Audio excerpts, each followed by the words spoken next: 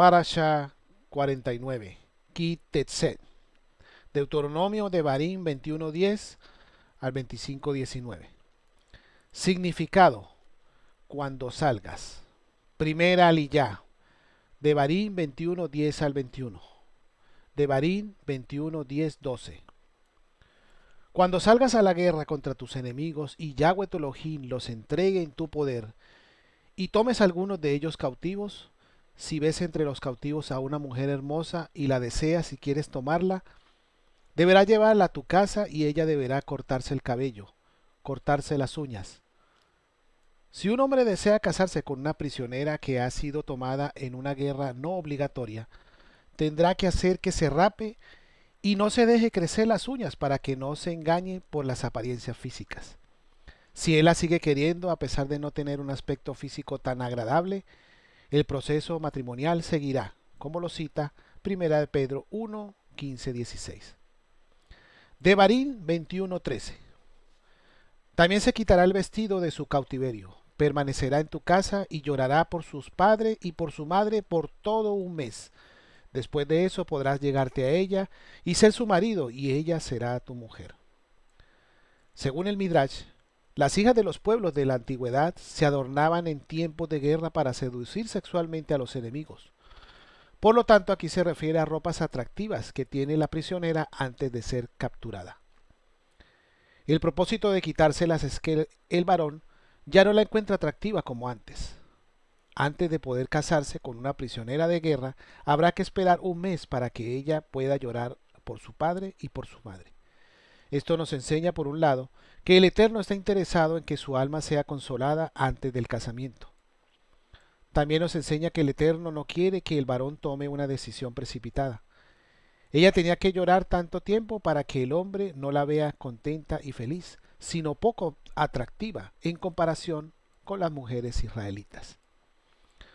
Otra opción de interpretación sería que se esté hablando de cortar los cabellos y las uñas. El texto hebreo dice literalmente hará las uñas, con el fin de que pase por una especie de purificación, semejante a la de los leprosos, nazareos y levitas, cuando rasuraron todo el pelo de su cuerpo, como lo cita Levítico 14:9 y Números 6:9 y 8:7. Es un tipo de conversión para que la cautiva deje su identidad anterior y sea parte del pueblo de Israel. Un mes. La esclava puede ser comparada con Israel, que estuvo en Egipto. El Eterno la sacó de la esclavitud del Paró. Cuando su dueño anterior había muerto, ella era libre para casarse con el Eterno. Pero como el Eterno no quebranta su Torá, él tuvo que esperar como mínimo 30 días para que se pudiera casar con ella. Por eso, entre los otros motivos, hubo un tiempo de espera entre la salida de Egipto y la entrega de la Ketubá o el contrato matrimonial en el Sinaí. Devarim 21:14.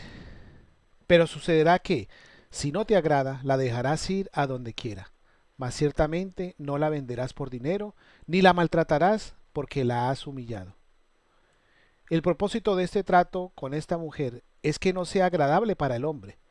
No es una situación ideal que él se case con ella, porque puede traer consecuencias negativas en el futuro. Y por eso el Eterno establece las reglas para que finalmente él se dé cuenta que no le conviene casarse con ella. La Torá no prohíbe este tipo de matrimonio, más bien lo desanima con estas medidas. Si el hombre se quiere casar a pesar de esto, puede hacerlo. Sin embargo, corre el riesgo de que con el tiempo ella se convierta en una mujer aborrecida, según los siguientes versículos, y eventualmente nazca un hijo rebelde de su matrimonio. Según los versículos anteriores, y según el Midrash, la madre del rebelde Absalón era una gentil cautiva de guerra, de nombre Maacá, hija de Talmai, rey de Jesur, que el rey David había capturado, como lo cita 2 de Samuel 3:3. Devarim 21:15-16. No puede él hacer primogénito al hijo de la amada, con preferencia al hijo de la aborrecida, que es el primogénito el día que reparta lo que tiene entre tus hijos. No puede él hacer primogénito al hijo de la amada, con preferencia al hijo de la aborrecida, que es el primogénito. Esto nos enseña que cuando Jacob dio la primogenitura a los hijos de Joseph, que era el hijo de su mujer preferida, no lo hizo por causa de su amor por Rachel, sino por otros motivos. Rubén perdió su primogenitura por su pecado. Shimón y Leví perdieron a la vez la oportunidad de obtenerla por su violencia en la ciudad de Shechem. Yehudá recibió una bendición especial, pero la primogenitura pasó a los hijos de Joseph por revelación profética, como lo cita Primera de Crónicas 5, 1 al 2. También debemos destacar el hecho de que antes de la entrega de la Torá hubo leyes que no fueron guardadas por los patriarcas. Devarim 21:17. Sino que reconocerás al primogénito, al hijo de la aborrecida, dándole una porción doble de todo lo que tiene, porque él es el principio de tu vigor, a él pertenece el derecho de primogenitura. El mandamiento una vez más antepone a justicia y no permite excusas para su incumplimiento. Cuando dice que el primogénito hereda una doble porción de todo lo que el padre posee, significa que él tendrá una doble porción entre los hermanos que reciben la herencia, como lo cita Deuteronomio 12, 17, 21, 15 y Génesis 43, 33, segunda de Crónicas 21, 3. Esto significa que la figura que representaría al padre sería él. Quien sucedería al padre como cabeza sería él, y que se desempeñaría como el sacerdote del hogar sería él, como lo cita Éxodo 13, 2, 12, 22, 29 y 34, 19. Con el título de primogénito se le llama a Yeshua en Mateo 1, 25 y en Lucas 2, 7 y 23. No solo se le llama así por su momento de nacimiento, sino que se emplea este título en Romanos 8, 29, para reconocerle como el primogénito de toda la creación. Además, Rab Shaul en Colosenses 1, 15 al 18 lo presenta como el primogénito entre los que tienen su nombre escritos en el cielo. A su vez, el escritor de la carta de los Hebreos 12, 23 y 1, 6 lo identifica como el primogénito de los muertos resucitados, a lo que se une Juan por medio de la visión recibida en Revelaciones 1, 5. Devarim 21, 18. Si un hombre tiene un hijo terco y rebelde que no obedece a su padre ni a su madre, y cuando lo castigan ni aun así les hace caso. La palabra hebrea que ha sido traducida como terco es zarar, que significa descarriado. La raíz de la palabra hebrea que ha sido traducida como rebelde es mará, que significa desobedecer, negar. Se trata de uno que desobedece las palabras del Padre.